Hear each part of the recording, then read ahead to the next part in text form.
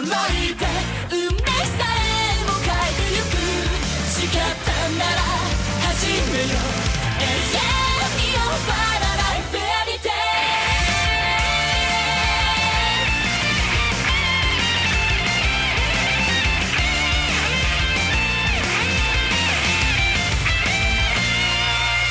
Hello guys, Sir here, welcome back to another video, and today we are going to be talking about, now I know y'all probably like, wait, I was going to also say, did you guys like that last video I uploaded? The whole everyone versus 17-18 full fight, right there? I know some of y'all probably already watched, and you're like, the edits are so weird, like, wait, what? Because I actually cut out, like, where like the intro pops up, or like the time card pops up, or the to be continued sign shit, Again, I was surprised at how long the fight was though. It was 18 minutes and 8 seconds long. I will be uploading more of these full fights when I get into some of the later stuff in the Android arc and stuff, with Cell, and shit. And if y'all read like the last few chapters I posted on fanfiction.net, y'all know who else shows up. But anyway, I cannot wait to upload more full fights because I think it makes a lot more fucking sense. But today we are going to be talking about one of my favorite series in anime, and possibly one of my favorite mangas, because I really like the manga. I got like four volumes of it by now, which the one I got here, it's 3-in-1. Y'all probably already know. Bleach. I love Bleach. One of my favorite series in anime, and most likely going to be in manga form, in manga format, because I love Bleach. I plan on getting more volumes, but thing is,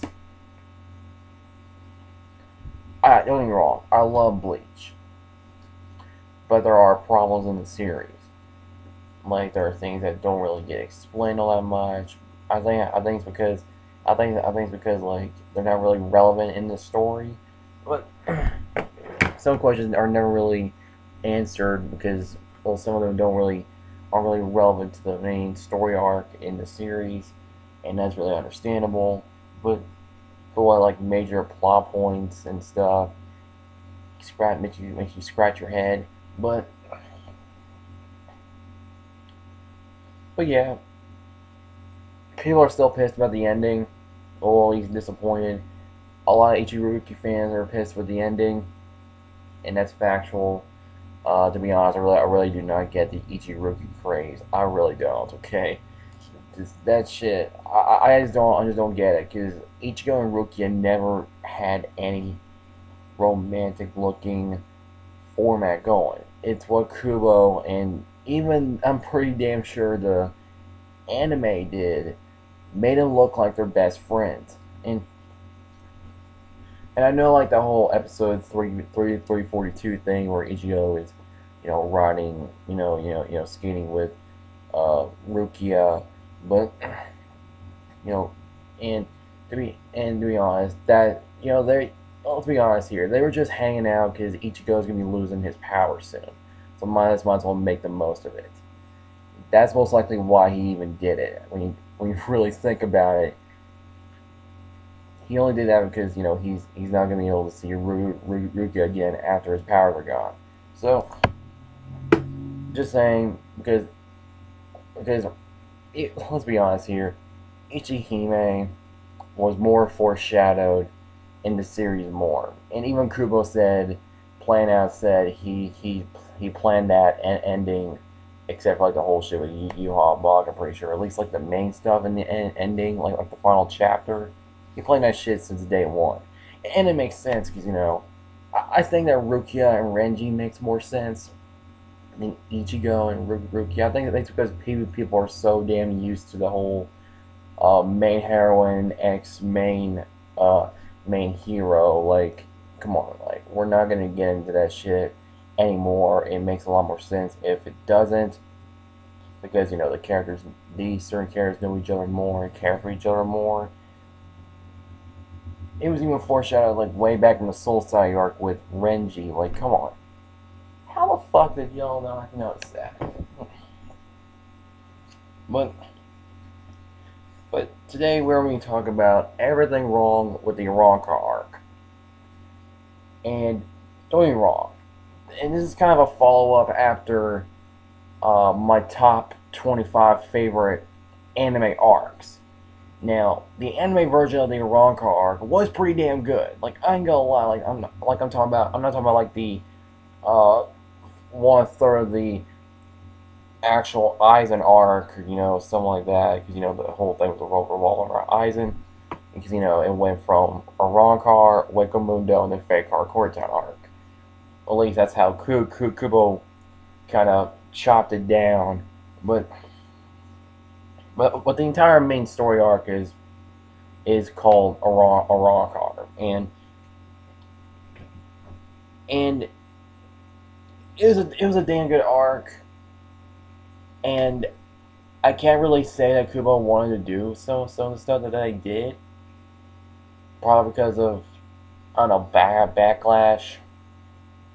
And one of the problems I'm gonna have is one that's really piss me off about this entire arc. But I mean, don't get me wrong. The anime version of the Arrancar arc was really good. I mean, it has some of the best fights in the series. Grenja versus Ichigo. Ichigo versus Okiura. Ichigo versus Aizen. Rukia versus Arrancar. Kenpachi versus Nonitora. Ikaku versus Etorod. Shuhei versus Findor. Toshiro versus Hollywood was pretty cool. It was pretty cool. I really liked that. I like that fight personally. Soifone and Pachi versus Baragon, because let's be honest, Omada didn't really do shit. And like, it's like, don't get me wrong, it's an awesome arc. A lot of great stuff happens in it, but to the point where there's flaws I'm gonna have to address.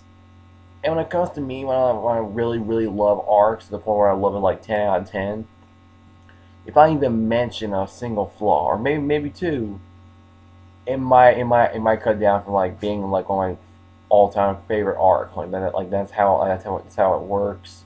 Because I gave like some animes 10 out of 10s, and if I mentioned like one flaw about this one series, I did give it 10 out of 10 of that I personally had a problem with.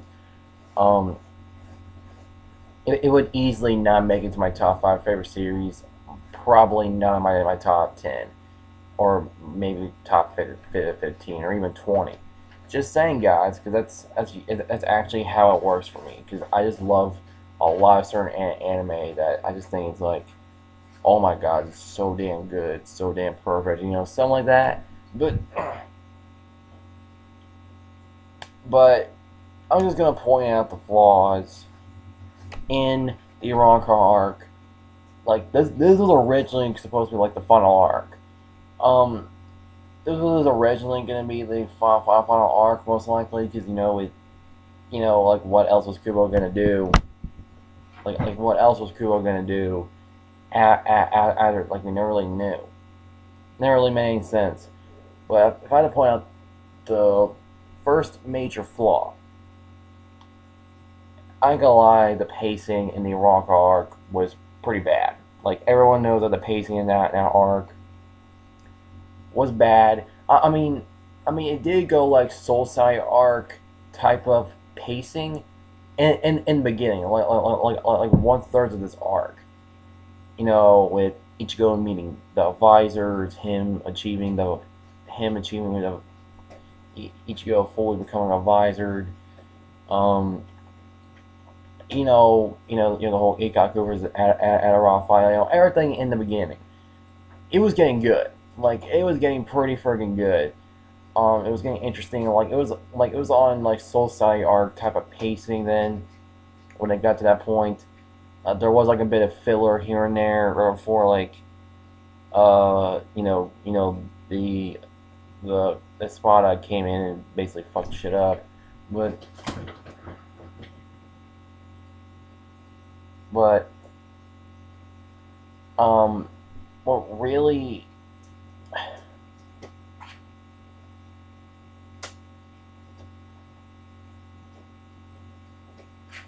sorry about that. I got this thing on my bottom of my lip. I'll get it later, but it kind of annoys me. But it's just that when it got to like the Waco Mundo arc, then the Fake Hardcore Town, especially Fake Hardcore Town, the pacing got a lot slower, and I think like like the pacing was so bad. Kubo wasn't even doing anything with all the other characters when certain other characters were fighting. Like um, like the four tower things that's like keeping Fake Hardcore Town, there instead of like the real Hardcore Town. That the episodes were most likely focused on like on those four fights. Ikaku's fight, well, most likely not Ikaku, because Kamamura finished that shit off. Um, uh, damn, what was the other guy's name? I forgot. Yumi Chika's fight with Charlotte Coolhorn, which, by the way, that fight was kind of funny, but damn, I really like the end of that fight though. Um, there was Shuei's fight with Findor, and there was Izuru's fight with that one dude that tried to have like a red bird hawk man or something. I have no idea, but he was pretty crazy. The end of it was really badass though. Like I ain't gonna lie, like even Yumi Chiga's fight was really badass in the end too. But I feel like the pacing should have gone a bit faster, and just during all that time, the captains and I were just watching the fight go down. The fights go down. I was like, wait, why the hell aren't y'all fighting? What? That made no damn sense to me. Like, I'm pretty sure everyone was mind boggled that they didn't even not start even they did not even start fighting. I mean, I guess you can say like Kubo probably didn't want to deal with like probably because he didn't want to deal with like later on in the arc he didn't really want to deal with all these random ass fights. But thing is, Fairy Tail chapters kind of pulled this shit off. Like Hiro Mayashima, because I've actually seen like pictures of like the later shit that happens in Fairy Tail, like Alvarez Empire, like some of the later fights. I'm not talking about like the later fights because that's like the recent shit. I'm talking about right in the middle. Like I heard it's pretty. I heard it's getting pretty good. But yeah, it's like Fairy Tail where they in chapters they keep switching from this fight, like from these fights in this chapter. Then next chapter we do kind of see like some of the same fights, but we see like some of the other fights we didn't see last chapter that were still going on. Like I think Kuon didn't really want to deal with that at the time. Um, shit, like to be honest, I don't think Kuon ever wanted to do that. Like most likely he was basically like, let's be honest, every Shonen Jump uh, mangaka is basically torturing themselves like through that shit. Like let's be honest here. And you don't really hear like a lot about shonen, a weekly shonen magazine where they literally like go on breaks or there's some hiatuses because of injuries or something. You don't really hear that shit from Hiro Mashima or anyone from down there. But still,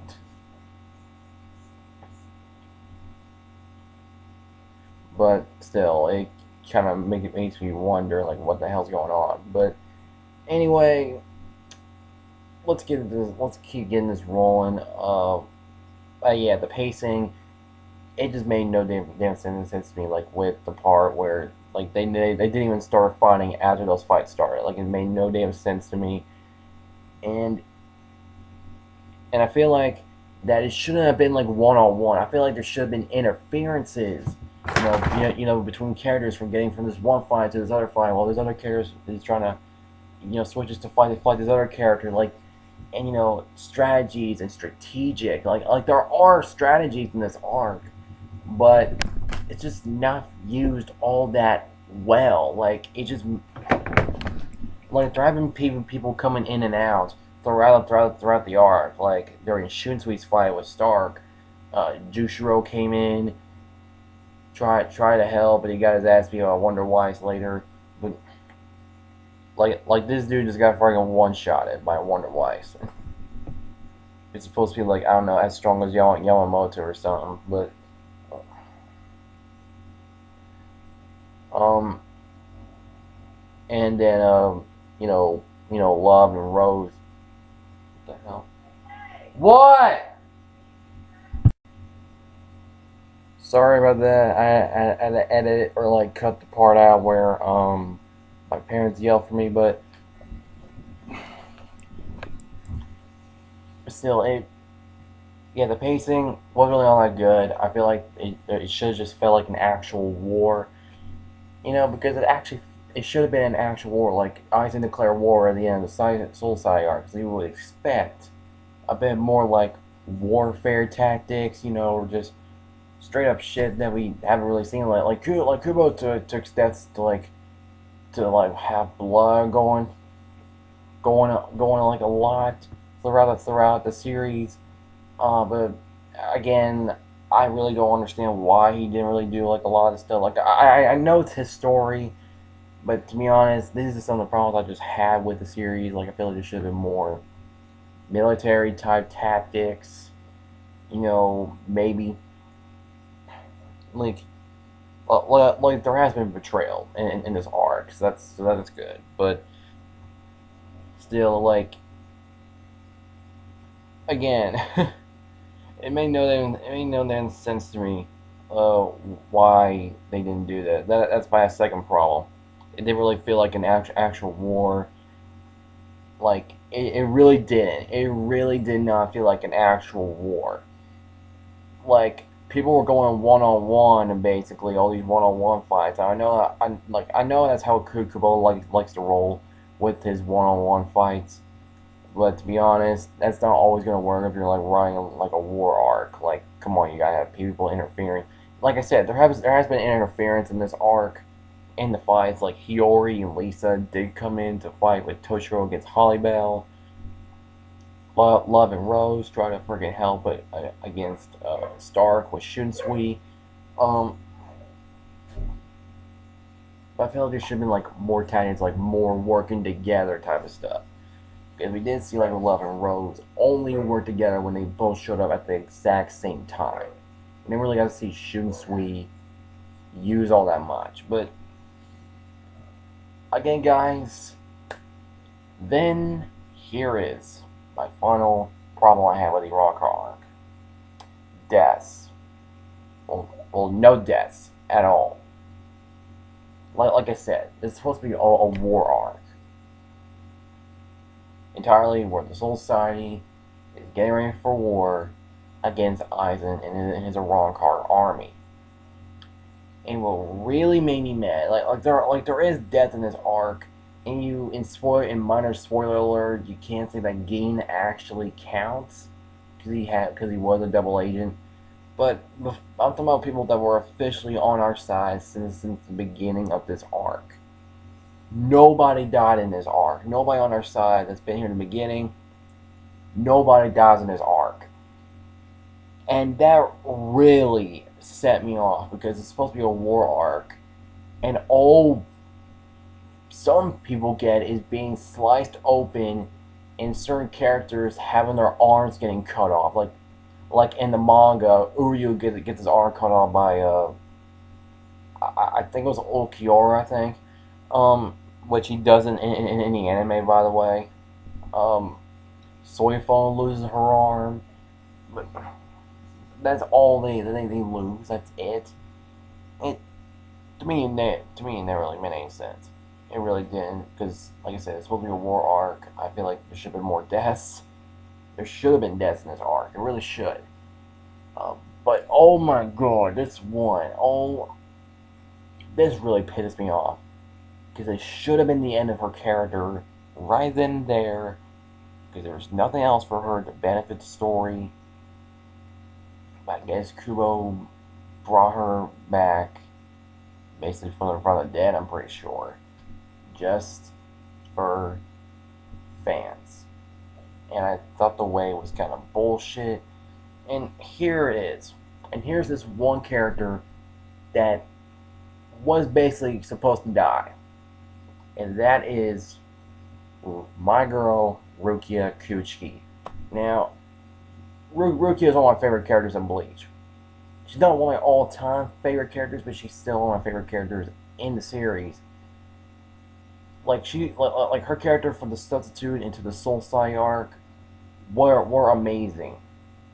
And seeing her Shikai for the first time in the Arrancar arc, seeing her full abilities against Arrancar, I felt like that should have been the end of her character. Like, Kubo basically had it planned out. And I just didn't understand why was she brought back. Like if y'all saw the end of her fight with Arrancar, she jumped, basically got the final blow, but got stabbed through. Got stabbed by this dude's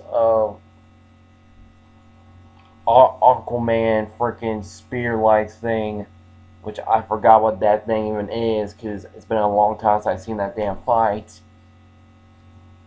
And, like a long while since I actually seen that damn fight, but it made no damn sense. Like she was pierced through, and she was only knocked out.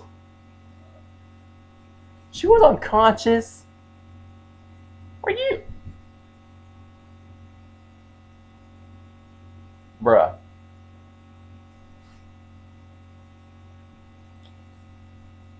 She should have died. Now, Rukia is one of my favorite characters. I feel like it should have been. I feel like that would have been the best way to go for her character. Because there was nothing else for her to benefit in the series. Other than, like, okay, yeah, she did give Ichigo's powers back at the end of the Fullbring arc. But anybody else could have done it.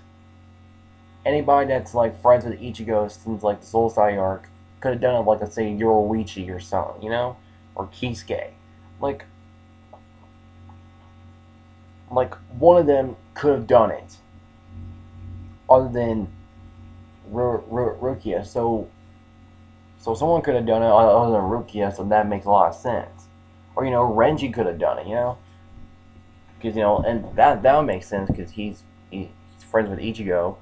But, so yeah, anybody other than Rukia, yeah, like, Renji, like, if Rukia died in the wrong, like the way she did, by Arrancar, which makes a lot more sense. Renji would have been the one to, you know, do the soul, you know, giving Ichigo his soul reaper powers back.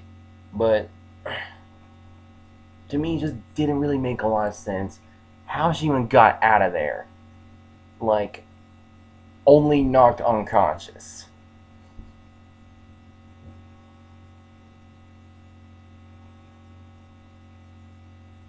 I know it's a fictional series, but just many episodes before, she's not dead. Like, it was basically informed that she was basically dead.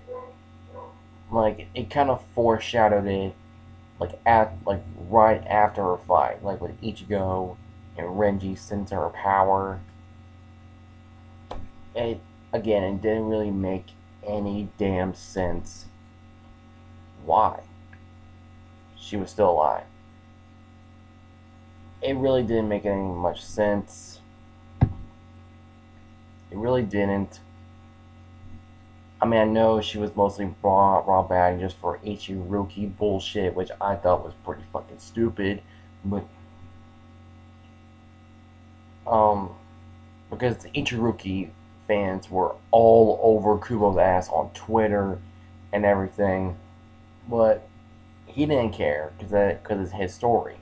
Now I know it is his story, but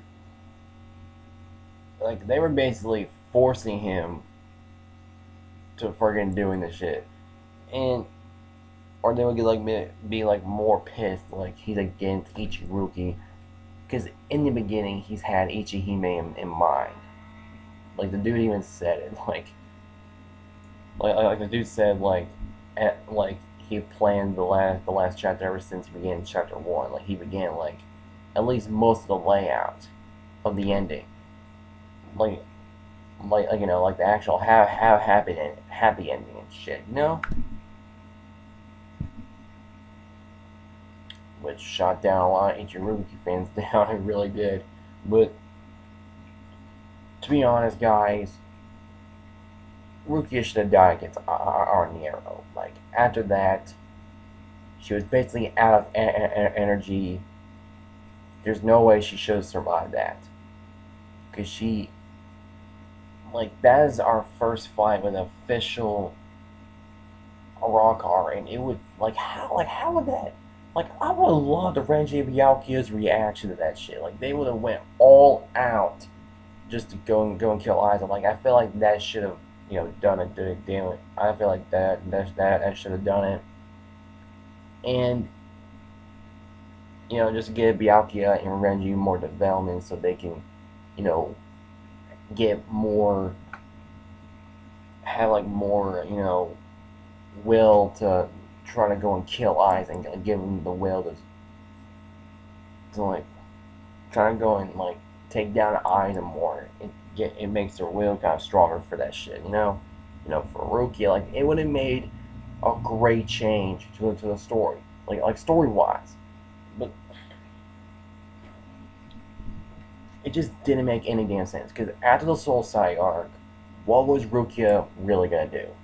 What else has she done other than like giving Ichigo's powers back in the full arc? Like, yeah, she did it Shiva Bankai in 1,000 Year Blood War during the Soul Palace training, but it, again, like, there was nothing really important that to the main storyline that she could have done. Like, again, yes, she did give Ichigo's powers back in the end of the Fullbring arc, but someone that knows Ichigo very well could have done that. Someone else other than Rukia could have done that if she were to die in the Arrancar arc. Think about that. It, again, like, there was nothing else for her to be benefited to the story more.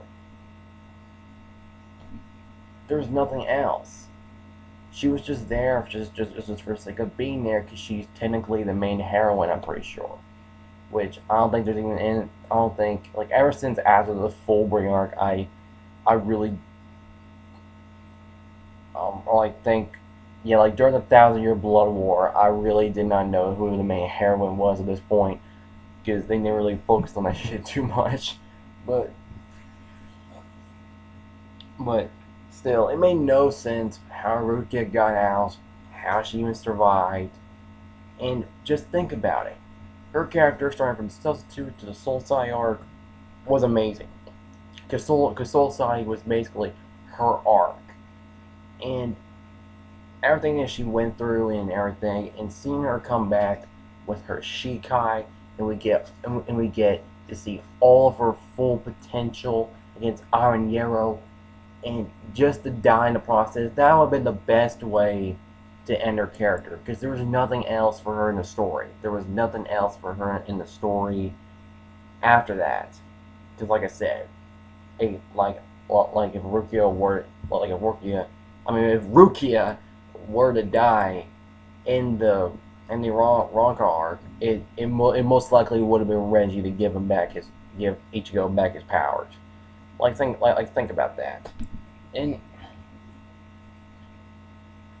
still, like, it really makes no sense. I feel like Rukia should have died then. Kind of like how Molo really should have died during the end of the Soul Side arc. But I don't know. I feel like we should have more deaths on our side too. Like, I think it would have made sense if we, I don't know, like, I don't really know who else should have died. Uh, but what do y'all think? Like, but who do y'all think that really should have died in the Arrancar arc? That would have really benefited the story more without really, messing with their character development or so. Um, like to be honest, I feel like Stark and Okiara should have been alive because they were basically doing some pretty good things. Like Stark just wants to protect Lilynette, and Okiara, like, to be honest, I really love Okiara, but just deep inside, like, he was just the type of guy that I don't know. I mean, shit, I just feel like he could have made it out of the war alive somehow, but but that's it, guys. That's my video on my problems with the Arrancar arc. It is the deaths, uh, the the wasted potential of like being in like an act of the arc being an actual war, and the pacing. But I think the major, but if I had to pick like the worst one, it would have to easily be the no deaths. Like there was no real deaths that really happened on our side that really happened. Uh, like it really made no friggin' sense to me how like other characters really shouldn't have died. It really shouldn't die. Like no, like characters that got their arms cut off, or like that is basically the biggest injuries that everyone's got. Either being sliced open, had swords put through their abdomen, or having one of their arms cut off. That is the biggest injuries this entire arc has ever had with all the main good characters. Like, I'm not even bullshitting you. That's how it went down. Basically, like your typical, like how like your typical shonen arc, kind of goes down. But this really isn't your typical shonen arc. This is an actual war arc, and it's supposed to be like a war arc, and that really pissed me off how it was handled with some stuff. Don't get me wrong, it's an amazing arc, but it just wasted a lot of potential of making it like a really good story arc. Like I said, Rukia really should have died because let's be honest here, like other than like because someone else would have taken her place to give Ichigo's powers back. Most likely Renji, maybe Byakuya or Kenpachi, but um like Rukia should have really died because that would have been the best way to end her character. Because again, like even like during the full ring arc, like and two, like what else was there for her to develop in the story? Like there's nothing really else. Like again, it really would have fitted a lot better, you know, and Ichigo's character development too, because Rukia is basically the reason why he's even a Soul Reaper in the first place. But um, but yeah, and the pacing and the waste potential of it really feeling like an actual war. Again, what do you guys think? What are y'all's flaws in the Arrancar arc? Uh, these are like my major problems personally. Like these are real main problems I have with it. If I had to say minor problems, I don't really see any of it, but it just wasted them. I'm just kind of glad that Kubo did go like after the Arrancar arc, because I don't know, because me personally, I think the full ring arc is better because it's really fast paced. I didn't really feel like it was being rushed. Well, kind of, just that once, because I feel like we should have gotten the full ringers a bit more and had like a little bit more action with the Fullbringers more, and but overall, I think the Fullbringer arc was a really good arc. Like I really enjoyed it. Still not better than Soul Side, because Soul Side is the shit. But I hope you guys enjoyed it. Like the video if y'all enjoyed it. Subscribe if y'all want to see more. Comment below what y'all think. If any of y'all are new to the channel and want to see more, be sure to subscribe for more. And again, I hope you guys enjoyed it. I'll see y'all next time. Survivor out.